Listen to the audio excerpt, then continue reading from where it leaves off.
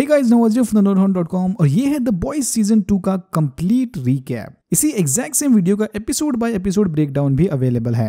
अगर आप उस फॉर्मेट को प्रेफर करते हो तो उसके लिंक्स आपको डिस्क्रिप्शन बॉक्स में मिल जाएंगे। और अगर आपने ऑलरेडी इसके सारे एपिसोड का सेपरेट रीकैप देख लिया है तो इस वीडियो को स्किप भी कर सकते हो। सीजन 2 की शुरुआत में हम देखते हैं कि ब्लैक नोवार पिछले सीजन वाले सुपर टेररिस्ट यानी नकीब को मार देता है। यहाँ हमें ब्लैक नोवार के कैरेक्टर के बारे में थोड़ा और पता चलता है कि ये इतना भी बुरा नहीं है। आई मीन एटलीस्ट बच्चे को तो छोड़ दिया। कॉमिक्स वाला ब्लैक नोवार तो बच्चे को भी नहीं छोड़ता। अब या तो शो वाला ब्लैक नोवार थोड़ा अलग है या फिर ये सारे मिलके हमको पागल बना रहे। एनीवेज, वॉट के सीईओ स्टैन एडगर मिलिट्री के साथ अपने सुपर हीरो वाली डील को क्लोज करने में बिजी हैं। स्टैन के हिसाब से अगर इसके सुपर हीरोज मिलिट्री में भर्ती होते हैं तो उन्हें 34% कैजुअलिटी रेट के लिए तैयार रहना पड़ेगा। ये कैजुअलिटी रेट मतलब ऑन एवरेज हर बड़े मिशन पर कितने मासूम लोगों की जाने जाएंगी, 34% लोग। दूसरी तरफ होमलैंडर ट्रांसलूसेंट की मौत का जिम्मेदार सुपर टेररिस्ट को ठहराकर आम जनता और ट्रांसलूसेंट की फैमिली से वादा करता है कि वो अपने साथी की मौत का बदला जरूर लेगा। फिर स्टारलाइट ट्रांसलूसेंट के फ्यूनरल पर गाना गाती है। सीजन 1 के बाद से ही बुचर का कोई अता पता नहीं और बाकी बॉयज पुलिस से बचने अब एक सीक्रेट अड्डे पर छुपे हैं। ए ट्रेन हॉस्पिटल में एडमिट है तो डीप अब भी डीप डिप्रेशन में डूबा है। फिर हुई और स्टारलाइट यानी एनी हुडीज पहनकर सीक्रेटली सबवे के अंदर मिलते हैं, जहां हुई एनी को उसके नेक्स्ट टारगेट का फोटो दिखाता है। गेको ये एनी का बचपन का दोस्त और वॉट की लैब में काम करने वाला एम्प्लॉई है।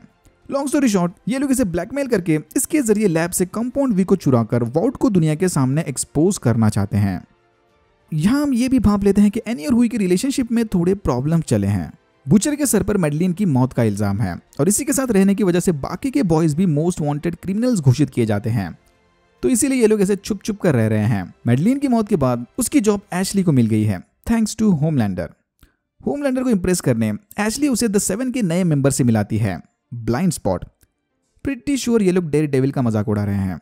फिर होमलैंडर गुस्से में ब्लाइंड स्पॉट के कान के पर्दे फाड़ देता है और एशली को चेतावनी देता है कि 7 में कौन रहेगा और कौन नहीं, इसका फैसला सिर्फ होमलैंडर करेगा।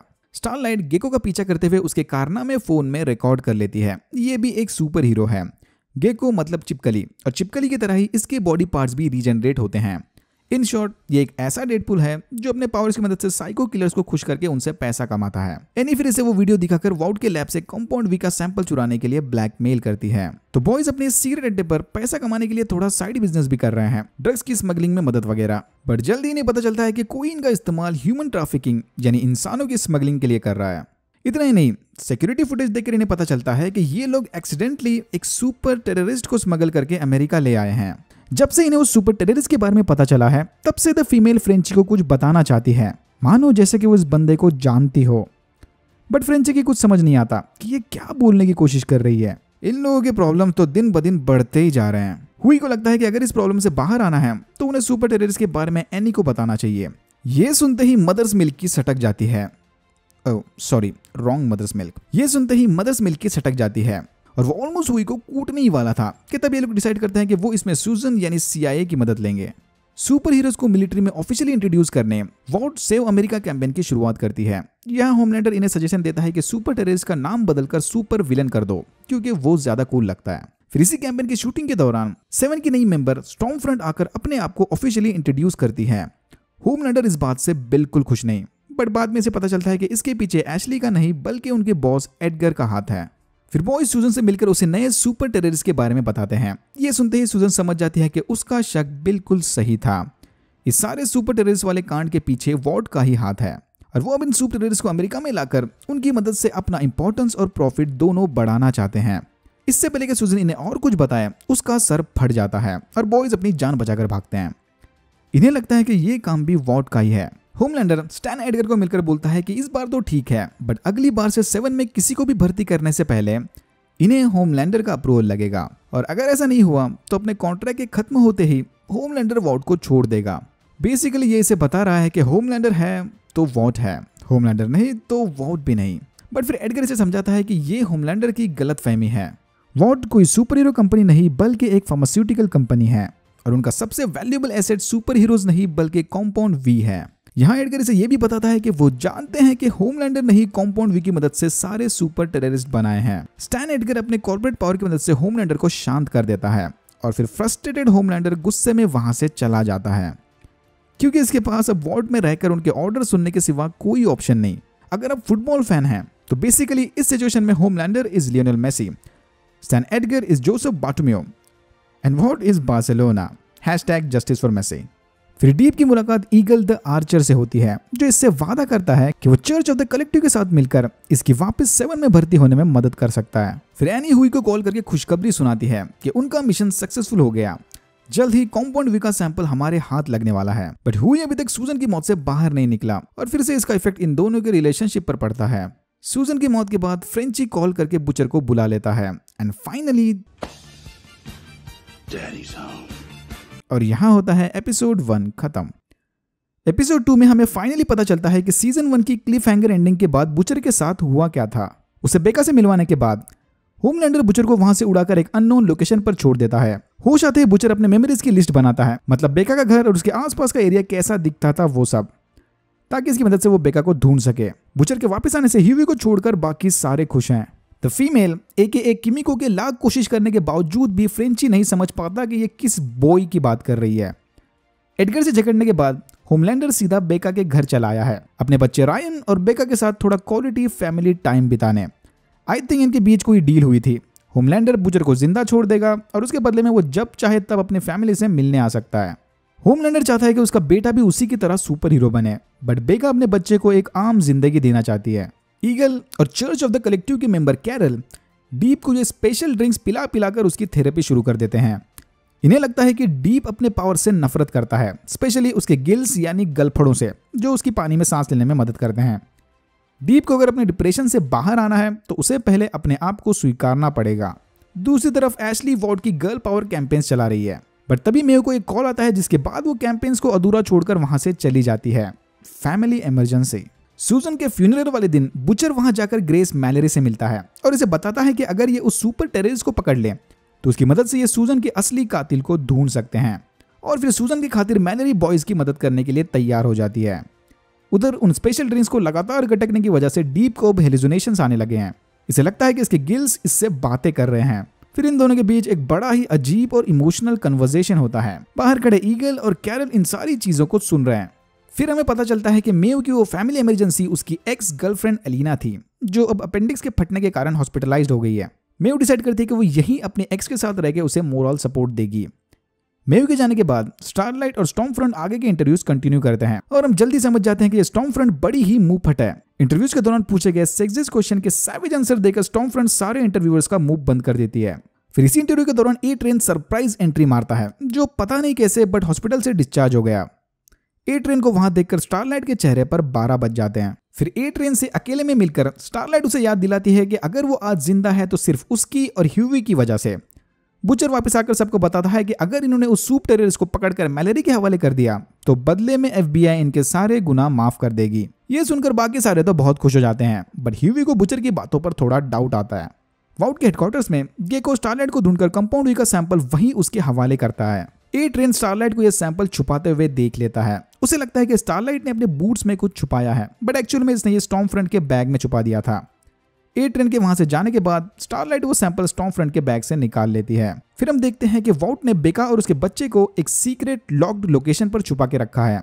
डॉक्टर पार्क ने बेका से वादा किया था कि जब तक वो लोग यहाँ हैं उन्हें होमलैंडर के बारे में चिंता करने की कोई जरूरत नहीं, बट क्योंकि अब होमलैंडर इनका सीक्रेट जान चुका है, डॉक्टर पार्क बेका की कोई मदद नहीं कर सकते। कौन जाएगा इस सिरफिरे के खिलाफ। मेयो अपनी एक्स गर्लफ्रेंड को बताती है कि वो इससे दूर रहती है क्योंकि इसे डर है कि अगर होमलैंडर को इसके बारे में पता चल गया तो वो शायद इसे मार दे। कहा था ना, सर फिरा।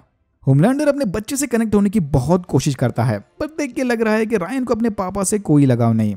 फिर होमलैंडर इसे फोन थमाकर बोलता है कि रायन अब जब चाहे तब अपने पापा को फोन करके बात कर सकता है। फिर हम देखते हैं कि वो सूप टेररिस्ट एक्चुअल में किमिको का भाई है। बॉय मतलब उसका भाई, यही बताना चाह रही थी वो तब से। इसके ऊपर भी किमिको की तरह ही कंपाउंड व्यू वाले एक्सपेरिमेंट्स हुए थे, बट बुचर को इस बात से कोई फर्क नहीं पड़ता और फिर वो इसके भाई को मारने ही वाला था कि हुई उसे रोक लेता है। फिर मौका देखकर किमिको और उसका भाई दोनों वहां से भाग जाते हैं। बुचर की इस हरकत को देखकर सारे उसके खिलाफ हो जाते हैं और यहाँ फाइनली बुचर सबको सारी सच्चाई बता देता है कि बेका जिंदा है और वो होमलैंडर के बच्चे के साथ कहीं सीक्रेट लोकेशन पर रह रही है। इसने इनसे झूठ कहा था। मैलेरी के साथ हुई डील के मुताबिक सूप टेररिस्ट के बदले बुचर को बेका की लोकेशन मिलने वाली थी। FBI और उनकी माफी वाली बात सब झूठ थी। बट फिर भी बुचर की ऑनेस्टी को देखकर सारे इसकी मदद करने के लिए तैयार हो जाते हैं। बट इन्हें किमिको के भाई को जिंदा पकड़ना होगा, नो किलिंग। ए ट्रेन स्टारलाइट का पीछा करते हुए ये पता लगाता है कि इसने लैब से कंपाउंड वी का सैंपल चुरा लिया। बट फिर स्टारलाइट इसे ब्लैकमेल करती है कि अगर इसने किसी के सामने अपना मुंह खोला तो वो सबको बता देगी कि इसी ने अपनी गर्लफ्रेंड पॉप क्लॉ का मर्डर किया है। किमिको समझ जाती है कि उसके भाई की सोच अब पूरी तरह से बदल चुकी है। ये वाकई में सारे अमेरिकन को बैड गाइज की तरह देखता है। इससे पहले कि इसका भाई कोई गलत काम करे, किमिको इसे बेहोश कर बॉयज के हवाले कर देती है। यहां बुचर ह्यूई को पंच करके बोलता है कि अगर अगली बार इसने इसके काम में टांग लड़ाई तो अंजाम बहुत बुरा होगा। और यहां होता है एपिसोड 2 खत्म। बॉयज एक बोट में बैठकर उस सूप टेररिस्ट को मैलेरी के बताए लोकेशन पर ले जा रहे हैं। यहाँ बुचर ह्यूई को सॉरी बोलने की कोशिश करता है, जिसके बदले ह्यूई उसे एक निहायत ही बेजान पंच मारता है। फिर बुचर मैलेरी को कॉल करके इन्फॉर्म करता है कि वो बस अब कुछ ही देर में पहुंचने वाले हैं और अगर रास्ते में किमिको ने अपने भाई का साथ देने की कोशिश की तो वो उसे भी ठिकाने लगा देगा। बुचर की ये सारी बातें पीछे खड़ा फ्रेंची सुन लेता है, बट बुचर इससे वादा करता है कि उसने ऐसा बस मैलेरी का मन रखने के लिए कहा है। फोन पर मैलेरी किसी लिबर्टी सुपर हीरो के बारे में बात कर रही थी, जिसके बारे में बुचर को भी कोई आइडिया नहीं होता। किमिको जाकर नीचे अपने भाई से मिलती है। उसका भाई चाहता है कि किमिको उसकी यहाँ से भागने में मदद करे। ऑब्वियसली किमिको इस बात से इनकार करके वहां से चली जाती है। वॉट के हेडक्वार्टर्स में एक राइटर सूप्स के सामने अपनी मूवी की स्क्रिप्ट पेश करता है, a dawn of the seven. Yes सही सोच रहे हो आप। पोस्टर का डिजाइन और नाम दोनों Batman versus Superman Dawn of Justice का रिप ऑफ है। स्टॉर्मफ्रंट अपने यूजुअल अंदाज में राइटर के मजे लेने लगती है कि तभी अचानक एशली को कोई इमरजेंसी कॉल आता है। एशली टेंशन में जाकर एडगर से मिलती है, जो इसे बताता है कि इस खबर के बारे में होमलैंडर को कुछ मत बताना, उसे ये तभी पता चलेगा जब एडगर चाहेगा। जब ये सब चला था तब होमलैंडर आराम से बैठा अपने फैमिली के साथ ब्रेकफास्ट कर रहा था। तो वो शॉकिंग न्यूज ये है कि सारी दुनिया को अब कंपाउंड वी की सच्चाई पता चल गई। सुपर हीरोज कोई ऊपर वाले की देन नहीं बल्कि वॉट का बनाया एक साइंस एक्सपेरिमेंट है। और बस इस खबर के वायरल होते ही दुनिया में हल्ला मच जाता है।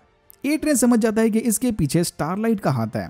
जैसे ये खबर डीप को पता चलती है वो अपने डिप्रेशन में और डूब जाता है। मतलब जिस जिंदगी को ये ताने मार रहा था वो कोई कुदरत का करिश्मा नहीं बल्कि मैन मेड फ्लॉ है। और फिर से इसका कैरल के सामने जबरदस्त ब्रेकडाउन होता है।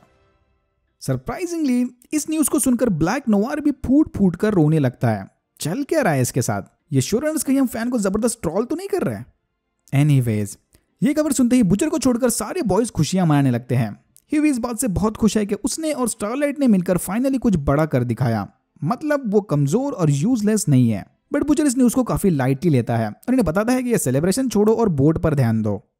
होमलैंडर अपने बच्चे के अंदर का सुपर हीरो बाहर लाने उसे छत से नीचे फेंक देता है। ये देखकर बेगा काफी गुस्सा होती है, जिसके बाद होमलैंडर चिढ़कर उसका हाथ पकड़ लेता है। अपनी मम्मी को बचाने रायन होमलैंडर को जोर से धक्का देकर बोलता है कि मुझसे और मेरी मम्मी से दूर रहना। मतलब अब उसके अंदर का सुपर हीरो भी बाहर आ गया। Mission failed successfully. फ्रेंची थोड़े चिप्स और कोल्ड ड्रिंक लेकर किमिको के भाई से मिलने जाता है। तो फ्रेंची को इन दोनों की स्पेशल साइन लैंग्वेज सीखनी है ताकि वो किमिको के साथ थोड़ा बात कर सके। बट किमिको के भाई को उसे कुछ नहीं सिखाना, जिसके बाद फ्रेंची वो चिप्स और कोल्ड ड्रिंक साइड में रखकर वहां से चला जाता है। इसके जाते ही वो सुपर टेररिस्ट अपनी उंगली की मदद से उस कोल्ड ड्रिंक के कैन को तोड़कर ब्लेड बनाता है ताकि इसकी मदद से वो अपने हाथों पर लगी डक्ट टेप को काट सके। फिर वहां पर मिसिंग बोट की तलाश में पुलिस का हेलीकॉप्टर आता है। अपैरेंटली बुचर ने यह बोट कहीं से चुरा ली थी और ये लोग इसे ही ढूंढने यहां तक आ गए। इससे पहले कि बॉयज इस मैटर को हैंडल करें, किमिको का भाई उस हेलीकॉप्टर को पानी में क्रैश कर देता है और सारे वहां से भाग जाते हैं। ह्यूई ये देखकर परेशान होता है कि शायद उन्होंने अभी अभी कुछ मासूम पुलिस ऑफिसर्स की जान ले ली। होमलैंडर वापस आकर मेयो को उसकी एक्स गर्लफ्रेंड से बात करते हुए सुन लेता है, बट फिर मेयो उसे कंपाउंड वी की न्यूज बताकर टॉपिक को चेंज कर देती है। स्टैन एडगर जाकर सेवन को मोटिवेशनल स्पीच देने की नाकाम कोशिश करता है, बट फिर होमलैंडर इसकी बातों को काट कर बोलता है कि वॉट को अपने सुपर हीरो की कुछ नहीं पड़ी, उन्हें बस अपना प्रॉफिट और बिजनेस ही प्यारा है। अगर सेवन को सर्वाइव करना है तो उन्हें एक साथ फैमिली की तरह रहना होगा। वॉट गया भाड़ में। कैरल डिप को शांत करके समझाती है कि उसकी थेरेपी पूरी हो गई, मतलब अब ये सेवन को ज्वाइन करने के काबिल हो गया है। उस हेलीकॉप्टर वाले हादसे के बाद किमिको का भाई अब इनके कंट्रोल में आ गया और फिर मैलेरी लोकेशन चेंज करके बॉयज को CIA के सेफ हाउस आने के लिए कहती है। रास्ते में इनका सामना डीप और उसकी मछलियों से होता है। डीप किनारे पर अपनी वेल पार करके बॉयज का रास्ता रोकने की कोशिश करता है, बट बुचर बोट को लेकर सीधा उस वेल के आर पार निकलता है। जब डीप अपनी मछली की मौत का दुख मना रहा था तभी मौका देखकर बॉयज वहां से भागकर सामने वाले टनल्स में घुस जाते हैं। थोड़ी देर में सेवन भी इनका पीछा करते हुए यहाँ पर पहुंच जाते हैं। यहाँ स्टारलाइट के साथ थोड़ी अनबन के बाद होमलैंडर डीप के गिल्स का मजाक बनाता है। अंदर टनल्स में बॉयज की तलाशी लेते वक्त ए ट्रेन का स्टैमिना अब जवाब देने लगा है। फिर स्टारलाइट और होमलैंडर हीवी को ढूंढ लेते हैं, जहां होमलैंडर स्टारलाइट को हीवी को मारने का ऑर्डर देता है, या तो इसे मार दे या तो मैं तुम दोनों को मार दूंगा। तभी वहां पर बुचर आकर होमलैंडर का ध्यान भटकाता है और किमिको का भाई अपनी पावर की मदद से होमलैंडर को मलबे के नीचे दबा देता है। बॉयज की मदद करने के बाद ये मौका देखकर वहां से भाग जाता है और किमिको उसे लेने उसके पीछे भागती है। इधर बुचर और हीवी फाइनली फिर से दोस्त बन जाते हैं। ये स्टॉर्मफ्रंट किमिको और उसके भाई का पीछा करते हुए उन्हें ढूंढ लेती है और ये इसके रास्ते में आने वाली बिल्डिंग्स और ह्यूमंस सबको तबाह कर देती है। दीदी लगता है फेमिनिस्ट भी है और रेसिस्ट भी। स्टॉर्मफ्रंट किमिको की आंखों के सामने उसके भाई को मार देती है। इस सीन में हम समझ जाते हैं कि ये भी होमलैंडर की तरह ही एक साइको सूप है। आई थिंक होमलैंडर से भी 2 कदम आगे है दीदी। एंड सीन में एडगर मीडिया के सामने जाकर कंपाउंड व्यू का सारा इल्जाम मैडलिन के सर पर डाल देता है और स्टेटमेंट देता है कि वो और वॉट इसके बारे में कुछ नहीं जानते थे। वॉट अब खुद इंटरनल रिसर्च करके सारी सच्चाई पता लगा लेगा। इतना बोलकर एडगर मीडिया का सारा अटेंशन स्टॉर्मफ्रंट पर डाल देता है। ऑब्वियसली ये देखकर होमलैंडर काफी गुस्सा है। जली ना, तेरी भी जली ना। और यहाँ होता है एपिसोड 3 खत्म। एपिसोड 3 की शुरुआत में हम देखते हैं कि कोई बैठकर रैंडम लड़कियों की इंटरव्यूज ले रहा है। इसके बारे में हम आगे बात करेंगे। पिछले एपिसोड वाले हादसे के बाद मीडिया ने तबाही का सारा इल्जाम किमिको के भाई पर डालकर स्टॉर्मफ्रंट को हीरो बना दिया है। फ्रेंची ड्रग्स का शॉट लगाकर किमिको को सहारा देने की कोशिश करता है, उसे किस करके। ऑब्वियसली किमिको को ये चीज पसंद नहीं आती और वो उसे वहां से भगा देती है। ये कौन सा तरीका है भाई किसी को शांत करने का। स्टॉर्मफ्रंट टीवी के साथ साथ अब सारी सोशल मीडिया पर भी छा गई है। इसका प्रोपेगेंडा है वॉट को गाली मारकर अपने फैंस बढ़ाना। ऑब्वियसली होमलैंडर ये देखकर काफी गुस्सा है कि धीरे धीरे स्टॉर्मफ्रंट उसकी पॉपुलैरिटी उससे छीन रही है। फिर अपने दिमाग को शांत करने होमलैंडर एक सीक्रेट लोकेशन पर जाकर मैडलिन से मिलता है और फिर एक निहायत ही ऑकवर्ड सीन के बाद हमें पता चलता है कि ये मैडलिन असली नहीं बल्कि डोपलगैंगर है।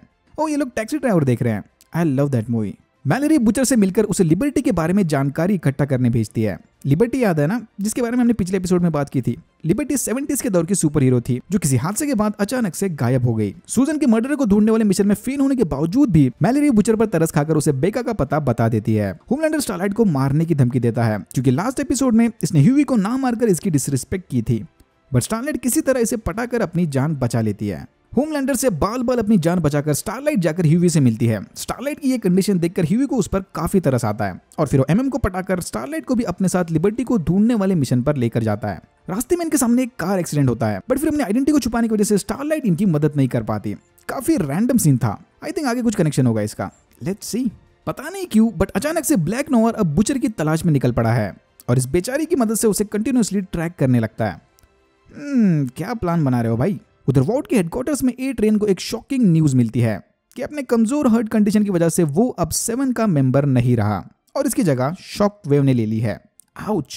बुचर मैलरी से मिले एड्रेस की मदद से बेका के सीक्रेट लोकेशन को ढूंढ लेता है।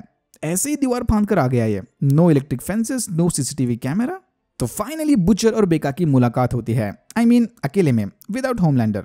फिर ये लोग अगली सुबह रायन के साथ यहाँ से भागने का प्लान बनाते हैं। फ्रेंची अपना टूटा हुआ दिल लेकर गम को हल्का करने अपनी पुरानी दोस्त चार्ली से मिलता है। भाई ये कौन से तरीके यूज कर रहा है ये? यही एक तरीका है क्या सैडनेस हैंडल करने का? एनीवेज, यहाँ चार्ली उसे समझाती है कि हर एक प्रॉब्लम का सोल्यूशन पप्पी लेना नहीं होता। किमिको को थोड़ा टाइम अकेला छोड़कर उसे शांत होने का मौका दे दो। उधर रोड ट्रिप के दौरान हिवी और एनी भी अपना दुख हल्का करते हैं। फिर एक इंटरव्यू के दौरान होमलैंडर दुनिया के सामने अनाउंस करता है कि मेव लेस्बियन है। मेव समझ जाती है कि होमलैंडर को एलिना के बारे में सब कुछ पता चल चुका है, बट यहाँ होमलैंडर इससे वादा करता है कि वो एलिना के साथ कुछ भी बुरा नहीं करने वाला। इनफैक्ट वो तो मेव के लिए काफी खुश है।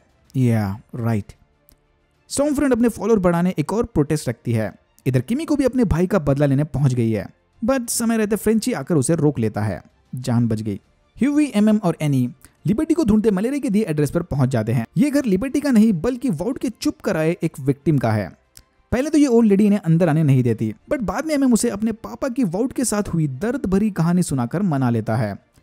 लॉन्ग स्टोरी शॉर्ट, एमएम के पापा एक लॉयर थे जो वॉट के खिलाफ लड़ते लड़ते मर गए। तो जो लोगों को ये क्वेश्चन था कि ये क्यों बुचर का साथ दे रहा है, तो देयर यू हैव इट, आपका जवाब। यहाँ ये ओल्ड लेडी ने बताती है कि जब वो 11 साल की थी तब उसकी आंखों के सामने ही लिबर्टी ने उसके भाई को मार दिया। क्यों? क्योंकि ही वॉज ब्लैक। फिर बाद में वॉट ने इनकी फैमिली को पैसा खिलाकर उनसे एनडीए साइन करवाया कि वो इसके बारे में किसी को कुछ नहीं बता सकते, वैसे ही जैसे ह्यूवी के साथ फर्स्ट सीजन में हुआ था। बट ये सब सालों पहले 1979 में हुआ था, तो मैलेरी को अब इसके बारे में क्यों जानना है? वेल, क्योंकि स्टॉर्मफ्रंट ही लिबर्टी है। यस, कहा था ना, दीदी फेमिनिस्ट भी है और रेसिस्ट भी। बट देख के लगता नहीं कि दीदी 70 साल की होगी। हाँ ओके, न्यूज, इंटरव्यूज और प्रोटेस्ट तक तो बात ठीक थी, बट मीम्स, अपने खिलाफ मीम्स देखकर होमलैंडर की पूरी सटक जाती है और गुस्से में जाकर वो स्टॉर्मफ्रंट को बोलता है कि अब बस हो गया तेरा नाटक, मुझसे मेरी लाइमलाइट छीनना बंद कर दे। जिसके जवाब में स्टॉर्मफ्रंट इसे बताती है कि होमलैंडर को अटेंशन सीकिंग की बीमारी है, उसे किसी से बात करके मेंटल हेल्प लेनी चाहिए। यहाँ पर होमलैंडर को मस्का मारने की भी कोशिश करती है, बट वो फिर से गुस्से में वहां से निकल जाता है। तगड़ा कंपटीशन है भाई। एंड मोमेंट पर बेका अपना बुचर के साथ भागने वाला प्लान कैंसिल करती है, क्योंकि उसे पक्का यकीन है कि यहाँ से बाहर निकलते ही बुचर रायन से छुटकारा लेने की कोशिश करेगा। फिर गुस्से गुस्से में बुचर रायन को सूप फ्रीक बुलाता है और बेका समझ जाती है कि उसका शक बिल्कुल सही था। बुचर को उसके बेटे से कोई लेना देना नहीं है।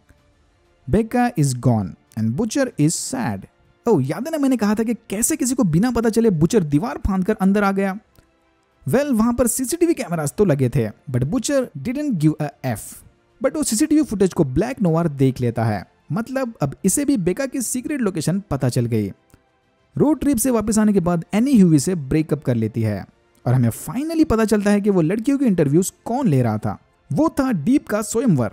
कैरल और डीप मिलकर सिलेक्टेड लड़कियों के इंटरव्यूज ले रहे थे ताकि डीप उसमें से किसी एक लड़की को अपनी बीवी चुन सके और अपनी अच्छी इमेज बनाकर 7 में वापस जा सके। डीप को थोड़ी मॉडर्न टाइप की लड़की पसंद आती है, बट कैरल उसके लिए एक गुनी लड़की कैसेंड्रा को चुनती है। होमलैंडर फिर से जाकर डोपलगैंगर से मिलता है। मुझे लगा था कि पहला सीन ऑकवर्ड था, बट ये वाला सीन तो सारे ऑकवर्ड सीन का बाप निकला। यहाँ होमलैंडर डोपलगैंगर को मार देता है, उसे अब किसी की मदद की जरूरत नहीं। और यहाँ होता है एपिसोड 4 खत्म। एपिसोड 5 की शुरुआत में हम देखते हैं कि द डॉन ऑफ द 7 की शूटिंग अब शुरू हो चुकी है और होमलैंडर की वजह से इन्होंने मूवी में भी मेव के कैरेक्टर को लेस्बियन बना दिया है। शूटिंग के बाद मेव होमलैंडर से पूछती है कि अगर उसने एलिना को छोड़ दिया तो क्या वो उसे परेशान करना बंद कर देगा। बट होमलैंडर के रिएक्शन को देखकर यह साफ साफ जाहिर होता है कि भाई इसे तो और बहुत मजे लेने हैं इनके। ये चीज याद रखना, क्योंकि यहीं से मेव की सटक जाती है। फिर इंटरनेट पर होमलैंडर का एक वीडियो वायरल होता है जिसमें यह साफ साफ दिख रहा है कि ये सूप्स अपने काम को कितना केयरलेसली अंजाम देते हैं। होमलैंडर ने सूप टेररिस्ट के साथ साथ अपने ओवर पावर्ड लेजर आइज की मदद से एक मासूम बच्चे की भी जान ले ली। बस फिर क्या था, सारी पब्लिक उतर आई फिर से प्रोटेस्ट करने। ह्यूवी बुचर को कॉल करके उसे लिबर्टी के बारे में बताता है कि स्टॉर्मफ्रंट ही लिबर्टी है। बट अपनी बीवी से रिजेक्ट होने के बाद बुचर अब पूरी तरह से टूट चुका है। बुचर उसे बताता है कि वो अर्ली रिटायरमेंट लेकर अर्जेंटीना जा रहा है, बट एक्चुअल में ये एक लोकल मॉल से कुत्ते के खिलौने खरीद रहा होता है। बुचर का ये वाला रूप देखकर ह्यूवी और एमएम समझ जाते हैं कि भाई मामला कुछ गड़बड़ है। बुचर वो खिलौना लेकर उसके आंटी के पास अपने प्यारे डॉग से मिलने जाता है। डीप और कैसेंड्रा शादी करके एक टॉक शो पर जाकर अपने रिलेशनशिप को पब्लिक कर देते हैं। ये दोनों basically church of the collective का प्रमोशन कर रहे हैं। अपने भाई की मौत के बाद किमिको अब किलिंग रैम्पेज पर निकल गई है। फ्रेंची इसके पीछे ये देखने आया है कि ये अचानक से रैंडम लोगों को क्यों मारने लग गई। फोन पर उस डॉग टॉय की आवाज सुनकर एमएम समझ जाता है कि बुचर अपने आंटी के घर गया है। फिर ह्यूवी और एमएम उसके आंटी के घर जाकर बुचर को सरप्राइज देते हैं, जहां इन्हें बेका के बारे में पता चलता है। यहाँ बुचर की आंटी ह्यूवी को बताती है कि वो बिल्कुल बुचर के भाई के जैसा दिखता है। सस्पिशियस। ह्यूवी और एमएम यहाँ पर बुचर की मदद करने आए थे, बट अपेरेंटली बुचर को किसी की मदद की जरूरत नहीं। बट वहां से बाहर निकलते ही बुचर देखता है कि ब्लैक नोवार इसका पीछा करते हुए यहाँ तक आ गया। बुचर वापस घर के अंदर जाकर अपने साथियों को ब्लैक नोवार के बारे में बताता है। एमएम ब्लैक नोवार को बिजी रखने वहां पर फायर ब्रिगेड बुलवाता है और तब तक ये सारे मिलकर घर के अंदर काम चलाओ बूबी ट्रैप्स यानी बम लगाकर बेसमेंट में जाकर छुपते हैं। डॉन ऑफ द 7 के सेट पर एनी की मम्मी जाकर स्टॉर्मफ्रंट से मिलती है। स्टॉर्मफ्रंट को अपनी मम्मी से बातें करता देख एनी को बहुत गुस्सा आता है। याद है ना, ये अपनी मम्मी से नफरत करती है बिकॉज ऑफ कंपाउंड वी। यहाँ स्टॉर्मफ्रंट एनी को हिंट देती है कि वो जानती है कि कंपाउंड वी किसने लीक किया था। वाउड की प्रमोशनल टीम मे और एलिना से मिलकर उनका नया लुक डिसाइड करने लगते हैं। इस बात से एलिना बिल्कुल खुश नहीं और ना ही उसे मेव के साथ पब्लिक रिलेशनशिप रखने में कोई इंटरेस्ट है। बट मेव उसे अकेले में मिलकर समझाती है कि जब तक होमलैंडर है उन्हें यह सब करना पड़ेगा। और यहाँ हम समझ जाते हैं कि मेव होमलैंडर से छुटकारा पाने की कोई प्लानिंग कर रही है। फ्रेंची को पता चलता है कि किमिको ये सारे मर्डर्स चेरी के कहने पर कर रही है। यहाँ फ्रेंची से समझाने की कोशिश करता है कि गम को हैंडल करने का ये सही तरीका नहीं है, ये चीज उल्टा तुम्हारे अंदर के डार्कनेस को और बढ़ा देगी। बट किमिको उसे धक्का देकर साइन लैंग्वेज में कुछ बोलकर वहां से चली जाती है। ऑब्वियसली ये सब फ्रेंची के सर के ऊपर से जाता है। वो भी अब किमिको की हरकतों से तंग आ चुका है। ए ट्रेन मूवी के सेट पर बैठा डीप की चर्च ऑफ द कलेक्टिव की एड देखता है। तभी इसे स्टॉर्मफ्रंट के बारे में 2 इंपॉर्टेंट बातें पता चलती हैं। पहली कि ये भी कभी चर्च ऑफ द कलेक्टिव की मेंबर हुआ करती थी, और दूसरी कि ये स्टॉर्मफ्रंट एक नंबर की कट्टर रेसिस्ट है। ए ट्रेन अपने मूवी वाले रिटायरमेंट स्पीच से बिल्कुल खुश नहीं। उसे लगता है कि उसके रिटायरमेंट को ऑफिशियल करने की बजाय इन्हें मूवी में ए ट्रेन को क्लिफ हैंगर एंडिंग देनी चाहिए। मतलब क्या ए ट्रेन वाकई में चला गया या फिर नहीं। बट एशली इसे समझाती है कि भाई ये स्क्रिप्ट होमलैंडर ने अप्रूव की है और वो चाहता है कि तुम्हारे रिटायरमेंट की न्यूज सबको डॉन ऑफ द 7 के जरिए मिले। होमलैंडर के खिलाफ चला प्रोटेस्ट अब वॉर्ड के हेडक्वार्टर्स तक पहुंच जाता है और प्रोटेस्ट को लीड कर रही होती है पॉलिटिकल फिगर विक्टोरिया न्यूमैन। बंदी होमलैंडर के खिलाफ खड़ी है, चेहरा याद रखना पड़ेगा। फिर अचानक वहां पर होमलैंडर आकर पब्लिक को शांत करने की कोशिश करता है, बट इस काम में बुरी तरह से फेल होकर वहां से गुस्से में चला जाता है। प्रोटेस्टर्स के बीच वॉर्ड के इमेज की धज्जियां उड़ाकर होमलैंडर अपने दिमाग को शांत करने स्टॉर्मफ्रंट से मिलता है, जो इसे मीम्स दिखाकर खुश करती है। नॉइस। दूसरी तरफ ब्लैक नोवार, बुचर, हीवी और एमएम तीनों पर भारी पड़ने लगता है। फाइनली कुछ तो बैडएस देखने मिला इसके कैरेक्टर से। बट इससे पहले कि ब्लैक नोवार बुचर को मार दे, वो इसे बताता है कि उसके पास होमलैंडर और बेका के बच्चे के फोटोज हैं। अगर इन तीनों को कुछ हुआ तो वो सारे फोटोज इंटरनेट पर लीक हो जाएंगे। ब्लैक नोवार के मास्क में लगे कैमरे के जरिए ये सारी बातें स्टैन एडगर भी सुन लेता है। फिर इनके बीच एक डील होती है, उन फोटोज के बदले इन तीनों की जान, और ब्लैक नोवार वहां से चला जाता है। सच अ डिसअपॉइंटमेंट।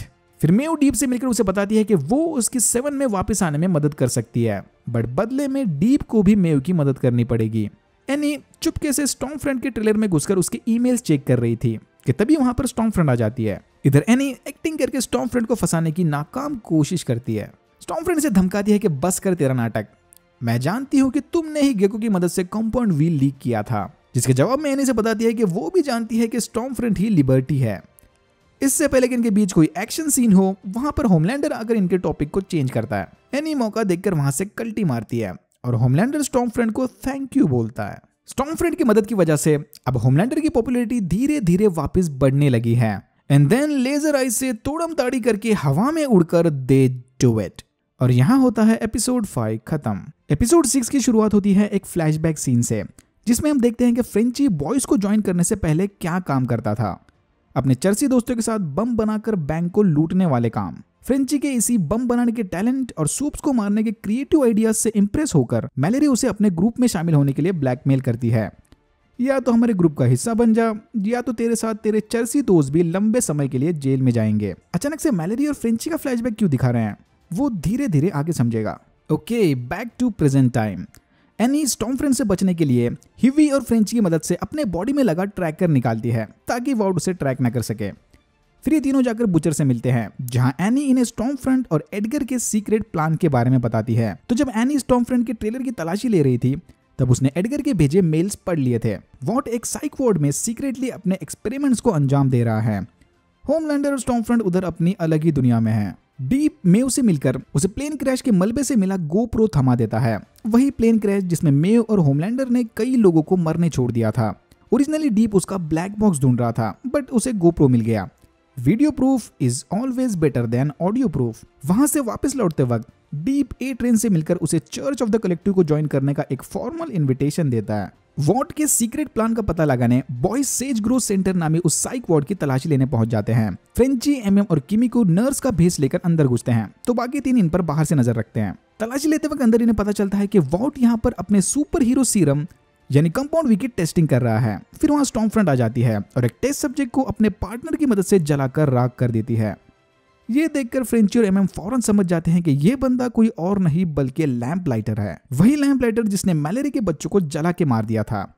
फ्रेंची को लैंप लाइटर से बदला लेना है, बट इनके पास टाइम नहीं क्योंकि स्टॉर्मफ्रंट आ गई है, मतलब जान बचा के भागो। फिर तीनों मिलकर वहां के सर्वर से सबूत जमा करके भागने का प्लान बनाते हैं, बट बाहर आते ही लैंप लाइटर इन्हें देखते ही पहचान लेता है। हाथापाई में लैंप लाइटर एक्सीडेंटली एक टेस्ट सब्जेक्ट के दरवाजे को जला देता है। ये टेस्ट सब्जेक्ट कोई और नहीं बल्कि 11 है, I mean Cindy, but come on, adult 11 है ये। मैं तो इसे 11 ही बुलाऊंगा क्योंकि इसके पावर्स भी 11 जैसे ही हैं। फर्क बस इतना है कि अडल्ट 11 बुलेट प्रूफ है। फिर 11 अपनी पावर्स की मदद से वहां के सारे दरवाजे तोड़कर बाकी के सब्जेक्ट्स को भी आजाद करती है। वेट, अगर ये दरवाजे तोड़ सकती है तो उसने ऐसा पहले क्यों नहीं किया? एनीवेज, वॉर्ड के बनाए सारे म्यूटेंट्स के आजाद होते ही लैंपलाइटर, फ्रेंची, एमएम और किमिको अपनी जान बचाने एक स्टोरेज रूम में छुप जाते हैं। इसी दौरान एक टेस्ट सब्जेक्ट बाहर जाकर ह्यूवी, एनी और बुचर पर हमला कर देता है। बुचर उसे मार देता है, बट हमले में ह्यूवी बुरी तरह घायल हो गया। अंदर मौजूद अपने साथियों को उनके भरोसे छोड़ ये दोनों ह्यूवी को लेकर हॉस्पिटल भागते हैं। तो स्टॉर्मफ्रंट यहाँ पर होमलैंडर से झूठ बोलकर आई थी कि वो वॉर्ड के हेडक्वार्टर जा रही है। होमलैंडर समझ जाता है कि स्टॉर्मफ्रंट उससे कुछ छुपा रही है और उसे अकेला छोड़कर अपने पर्सनल काम अंजाम दे रही है। होमलैंडर को कोई वेट नहीं करवा सकता। फिर इसी गुस्से में होमलैंडर अपने ट्रेलर को आग लगा देता है। स्टॉर्मफ्रंट के वापस आने के बाद होमलैंडर इसे बताता है कि वो जानता है कि ये उससे कुछ छुपा रही है। दूसरी तरफ डीप ए ट्रेन को चर्च ऑफ द कलेक्टिव के चेयरमैन से मिलवाता है, अलास्टेयर अडाना। ये ट्रेन को बताता है कि चर्च उसके हर्ट से रिलेटेड प्रॉब्लम्स के बारे में जानते हैं और ये इसके 7 में वापस जाने में मदद भी कर सकते हैं, बट बदले में ए ट्रेन को चर्च का हिस्सा बनना पड़ेगा। ना चाहते हुए भी ए ट्रेन ये ऑफर एक्सेप्ट करता है और फिर इसकी भी वो अजीब सी थेरेपी शुरू होती है। एनी ह्यूवी के लिए लिफ्ट ढूंढने के चक्कर में एक्सीडेंटली एक आदमी पर अपने पावर्स यूज करती है। उस बंदे ने इन पर पहले बंदूक तानी थी, तो एनी के पास दूसरा कोई ऑप्शन नहीं था।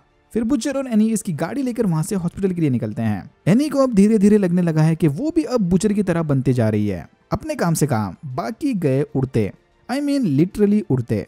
एक और फ्लैशबैक सीन में हम देखते हैं कि मैलेरी, बुचर, एमएम और फ्रेंची लैम्पलाइटर को वॉर्ड पर नजर रखने के लिए ब्लैकमेल कर रहे हैं।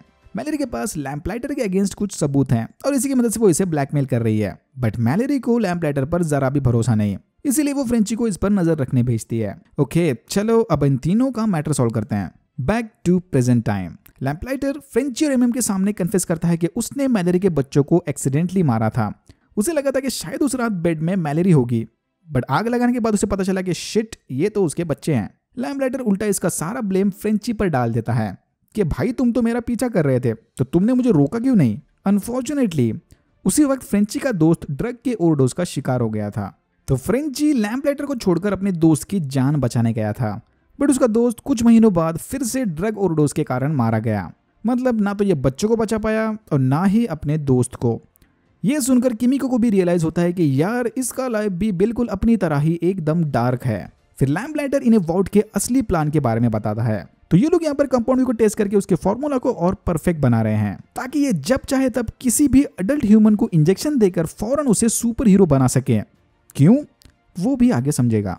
तभी एक सब्जेक्ट एमएम पर अपने तीसरे पैर से हमला करता है, बट ये लोग किसी तरह एमएम को उसके चुंगल से छुड़ा लेते हैं। सच अ डिक मूव। बाहर आते ही इनका सामना 11 से होता है, बट इससे पहले कि वो कुछ करे स्टॉर्मफ्रंट आकर 11 को बेहोश कर देती है। यहाँ लैम्पलाइटर स्टॉर्मफ्रंट से झूठ बोलकर बॉयज की वहां से भागने में मदद करता है। दूसरी तरफ एलिना को मेव के ड्रॉर में वो गोप्रो मिलता है। वीडियो में यह साफ साफ दिख रहा है कि होमलैंडर और मेव ने अपनी गलती छुपाने के लिए इन लोगों की जानें ले ली।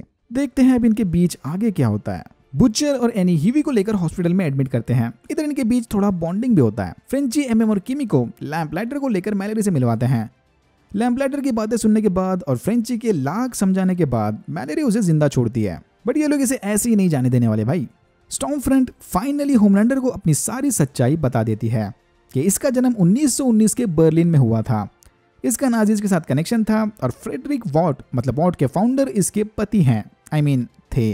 वॉट ने इसे दुनिया का सबसे पहला सक्सेसफुल कंपाउंड वी का इंजेक्शन देकर सुपर हीरो बना दिया। अब इसका प्लान है कि इन्हीं की तरह कंपाउंड वी की मदद से सुपर हीरोज की आर्मी बनाकर दुनिया पर राज करना। ये चाहती है कि होमलैंडर उनके सुपर हीरोज की फौज का लीडर बने। बस अब इतना मस्का लगा दिया, और क्या चाहिए। ये सुनते ही होमलैंडर पिघल जाता है।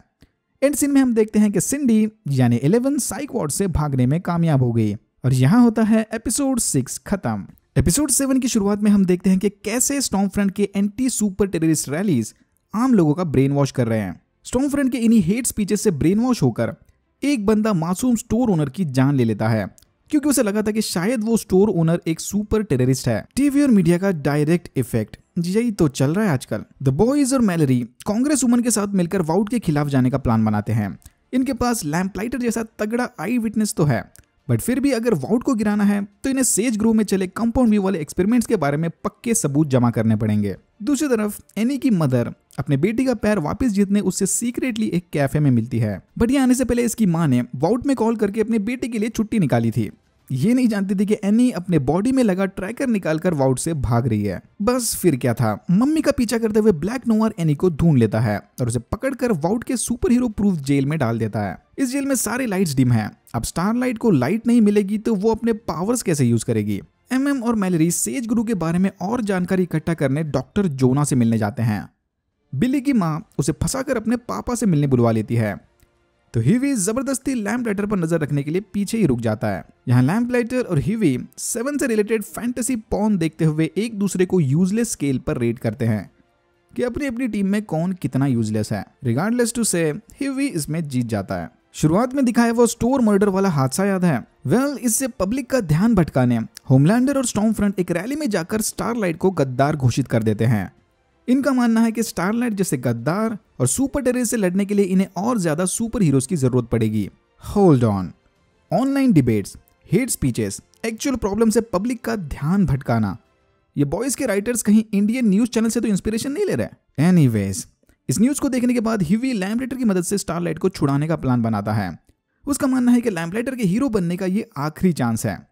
बट लैम्पलाइटर को देख के लग रहा है कि इसके दिमाग में कुछ अलग ही चला है। बिली जाकर अपने फादर से मिलता है। ऑब्वियसली इन दोनों की जरा भी नहीं जमती, बट फिर भी अपने माँ का दिल रखने बिली इससे मिलने के लिए तैयार होता है। यहाँ हम समझ जाते हैं कि बिली को उसका गुस्सा और रूथलेसनेस उसके फादर से मिला है। तो बिली का मानना है कि उसके भाई लेनी की मौत की वजह फादर का गुस्सा था। ये लोग ऐसे दिखा रहे हैं कि शायद लेनी ने अपने फैमिली से परेशान होकर सुसाइड कर लिया, बट इसके फादर को लगता है कि लेनी मर गया क्योंकि वो कमजोर था।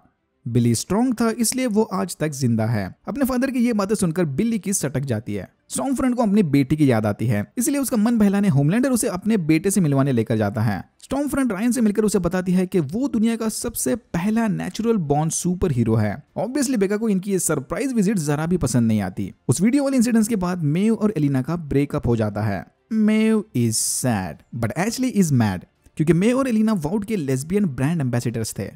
एमएम और मैलेरी डॉक्टर जोना से मिलकर उसे सेज ग्रो के बारे में पूछताछ करते हैं, बट जोना ने बताया कि अगर इसने अपना मुंह खोला तो वाउड उसकी बेटी और सारी फैमिली को मार देगा। मैलेरी उसकी इन बातों को रिस्पेक्ट करके वहां से चली जाती है। जाते जाते एमएम को समझाती है कि टाइम है, तब तक निकल ले यहाँ से और जाकर अपनी फैमिली के साथ रहे। भूल जाइए बदला, ये सब चीजें कभी नहीं खत्म होने वाली। इनके यहाँ से जाने के बाद बिली बुचर जाकर जोना से मिलता है। बुचर का ऑफर सिंपल है, सेज गुरु के बारे में कोर्ट में जाकर अपना बयान देना, वरना वाउड से पहले वो खुद इसकी फैमिली को मार देगा।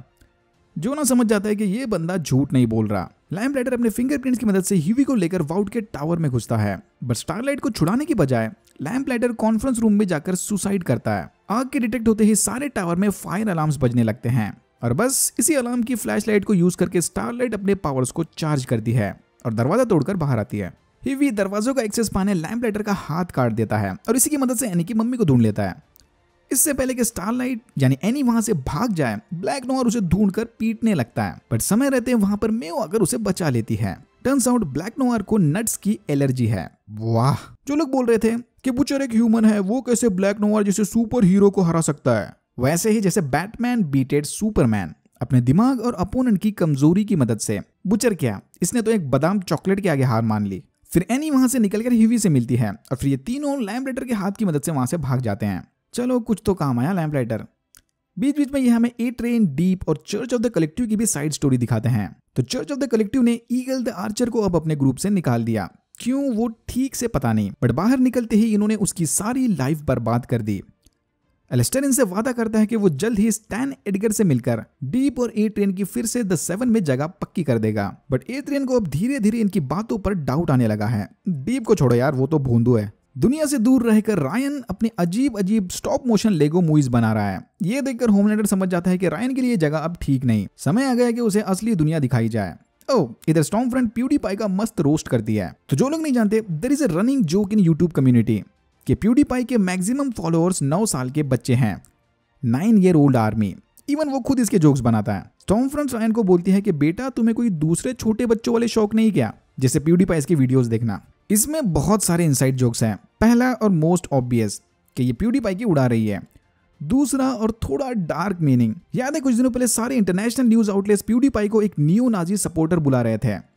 टेक्निकली स्टॉर्मफ्रंट भी एक नाजी सपोर्टर है, तो वो प्यूडीपाई को जानती है, मतलब समझ रहे हो ना। कमाल करते हो यार, मजा आ गया। बेका के मना करने के बावजूद भी होमलैंडर और स्टॉर्मफ्रंट रायन को सारी सच्चाई बता देते हैं कि वो एक झूठी दुनिया में रह रहा है। फिर अपने मदर से गुस्सा होकर रायन होमलैंडर के साथ वहां से चला जाता है। द बॉयज एनी और उसकी मम्मी अपने सीक्रेट अड्डे पर जाकर वाउड के खिलाफ चली सुनवाई को देख रहे होते हैं। बिली के धमकाने के बाद जोना वाउड के खिलाफ गवाही देने पहुंच जाता है, बट इससे पहले कि वो कुछ कहे, वहां मौजूद लोगों के सर फटने लगते हैं, इंक्लूडिंग जोना। मैलेरी किसी तरह कांग्रेस वुमन को वहां से बाहर लेकर आती है और बॉयज का ये वाला प्लान भी फेल हो जाता है। तो क्या उस सर फोड़ने वाले हमले के पीछे 11 यानी सिंडी का हाथ था? अगर हाँ तो इसका मतलब सूजन को भी इसी ने मारा है। बुचर ये सब देखकर काफी गुस्सा है और यहाँ होता है एपिसोड 7 खत्म। पिछले एपिसोड के माइंड ब्लोइंग हादसे के बाद गवर्नमेंट ने वाउट को कंपाउंड वी यूज करने की परमिशन दे दी। प्रेसिडेंट चाहते हैं कि कंपाउंड वी के मास डोसेज को यूज करके वाउट जल्दी से जल्दी फील्ड पर नए सुपर हीरोज लाए। मैलेरी और कांग्रेस वुमन इस बात से जरा भी खुश नहीं, बट प्रेसिडेंट के असिस्टेंट बॉब का मानना है कि अब चाहे वो कुछ भी कर ले, प्रेसिडेंट अपना फैसला वापस नहीं लेने वाले। सुपर टेररिस्ट का डर इतना बढ़ गया है कि इवन स्कूल्स में भी बच्चों को इनसे लड़ने की ट्रेनिंग दी जा रही है। बॉयज भी समझ जाते हैं कि अब वायलेंस के सिवा दूसरा कोई ऑप्शन नहीं बचा और वो सारे मिलकर आर या पार वाली लड़ाई के लिए तैयारी करते हैं। बट एनी और ह्यूवी को पूरा यकीन है कि उनके पास बिना लड़े लड़ाई को जीतने का एक और ऑप्शन है। एनी और ह्यूवी बॉयज से एक दिन की मोहलत मांग के मेव से मिलने जाते हैं। फिर हम देखते हैं कि इवन होमलैंडर और स्टॉर्मफ्रंट को भी ये नहीं पता कि वो कोर्ट रूम वाला अटैक किसने किया था, बट होमलैंडर को लगता है कि शायद इसके पीछे एडगर का हाथ होगा। एनी और ह्यूवी मेव से मिलकर उसे वाउट के खिलाफ गवाही देने के लिए मनाने की कोशिश करते हैं, बट मेव अभी सारे झोल झपाटे से थक चुकी है। उसे ना तो वाउट का साथ देना है और ना ही बॉयज का। फिर ये दोनों निराश होकर वहां से चले जाते हैं। एडगर के साथ मीटिंग के दौरान एलिस्टर डीप और एट्रियन को वापस 7 में भर्ती करने की मांग करता है। पिछले एपिसोड के कांग्रेस हियरिंग वाले हादसे में शॉक वेव भी मारा गया था, तो 7 में एक वैकेंसी तो ओपन है। बट एडगर यहाँ हिंट देता है कि वो जानता है कि स्टॉर्मफ्रंट रेसिस्ट है। अगर एट्रियन को 7 में वापस ले लिया तो उसे प्रॉब्लम होगी। एट्रियन चुपके से इनकी बातें सुन रहा था और उसे भी अब समझ आ गया कि अगर 7 में वापस जाना है तो स्टॉर्मफ्रंट का कुछ करना पड़ेगा। बेका बुचर के बताए रास्ते की मदद से वाउट के सीक्रेट फैसिलिटी से भाग जाती है और सीधा बुचर के पास आकर उसे रायन की किडनैपिंग के बारे में बताती है। Well, not exactly kidnapping, but kidnapping ही था वो एक टाइप का। दूसरी तरफ रायन एशली के साथ वाउट के टॉवर में बैठा पढ़ाई कर रहा है। एशली टेंशन में अपने बाल तोड़े जा रही है तो रायन अपनी मम्मी को मिस कर रहा है। तभी वहां पर स्टॉर्मफ्रंट और होमलैंडर आकर रायन का मूड चेंज करने उसे वाउट के सुपर हीरो थीम्ड रेस्टोरेंट में लेकर जाते हैं। यहाँ स्टॉर्मफ्रंट वाउट के टावर को डेथ स्टार बुलाकर स्टार वॉर्स का पहला ईस्टर एग देती है। इनके रेस्टोरेंट में पहुंचते ही होमलैंडर और स्टॉर्मफ्रंट के फैंस इन्हें चारों तरफ से घेर लेते हैं। अचानक से इतने सारे लोगों को अपने आसपास देखकर रायन को पैनिक अटैक आता है और फिर होमलैंडर इसे वहां से उड़ाकर अपने प्राइवेट कॉटेज में लेकर जाता है। मेव से मिलकर वापस आते समय ह्यूवी एनी को बताता है कि जब वो 6 साल का था तब उसकी मां अचानक उन्हें छोड़कर चली गई। इसीलिए तब से ह्यूवी अपने साथियों से इतना चिपका रहता है। एक कि वो अपनी मां की तरह इन पर गिव अप नहीं करना चाहता और दूसरा कि वो अपनी मां की तरह फिर से किसी को खोना नहीं चाहता। तो साला इसलिए वो इतना चिपको है। तभी अचानक वहां पर एट्रियन आकर इनके रोमांटिक कन्वर्सेशन को इंटरप्ट करता है। एट्रियन इनसे मिलकर इन्हें स्टॉर्मफ्रंट की फाइल थमा देता है, उसका सारा बायोडेटा, कंफर्मिंग कि वो एक नाजी सपोर्टर होने के साथ साथ वाउट की पत्नी भी है। गंदी वाली मार दी भाई एट्रियन ने इधर इसकी। बिली बुचर सीक्रेटली जाकर स्टैन एडगर से मिलता है। बुचर इससे वादा करता है कि वो रायन को होमलैंडर से अलग करने में इसकी मदद कर सकता है, बट बदले में एडगर को रायन को किसी सेफ और सीक्रेट लोकेशन पर छुपाना पड़ेगा। बुचर रायन के मिलते ही वाउट को अपने फोन से सिग्नल भेज देगा और फिर उस फोन की लोकेशन की मदद से वाउट रायन को ढूंढ लेंगे। बुचर को बेगा मिल जाएगी और वाउट को रायन। ये दोनों नहीं चाहते कि रायन होमलैंडर की परछाई में बड़ा हो, इसलिए एडगर मान जाता है। एडगर जानता है कि स्टॉर्मफ्रंट का रेसिस्ट बिहेवियर लोगों में गुस्सा पैदा कर रहा है, बट इन्हें यही तो चाहिए कि लोग गुस्सा होकर कंपाउंड वी को एक्सेप्ट कर लें। This is business. एडगर से मिलकर वापस आने पर बुचर बॉयज के साथ रायन को बचाने का प्लान बनाता है। ये लोग नहीं जानते कि इस मिशन में वाउट इनका साथ देगी, बट बेका अपने हस्बैंड को अच्छे से जानती है कि ये जरूर कोई झोल मार कर आया होगा। इसीलिए वो बुचर को उसके भाई की कसम खिलवाकर बोलती है कि चाहे कुछ भी हो जाए वो रायन को वाउट के हवाले नहीं करेगा। बुचर बुरा फंस गया। होमलैंडर रायन को समझाता है कि उसका गर्दी देखकर डरना नॉर्मल है। होमलैंडर भी पहले इसी की तरह कमजोर था, बट रायन अकेला नहीं, उसके पास होमलैंडर जैसे पापा हैं। फिर वहां पर स्टॉर्मफ्रंट आती है और ये दोनों मिलकर रायन के लेजर आइज वाली पावर्स को बाहर निकालने की कोशिश करते हैं। ये दोनों इसे बोलते हैं कि सामने रखे डीप के एक्शन फिगर में उस बंदे को देख जिससे तू सबसे ज्यादा नफरत करता है।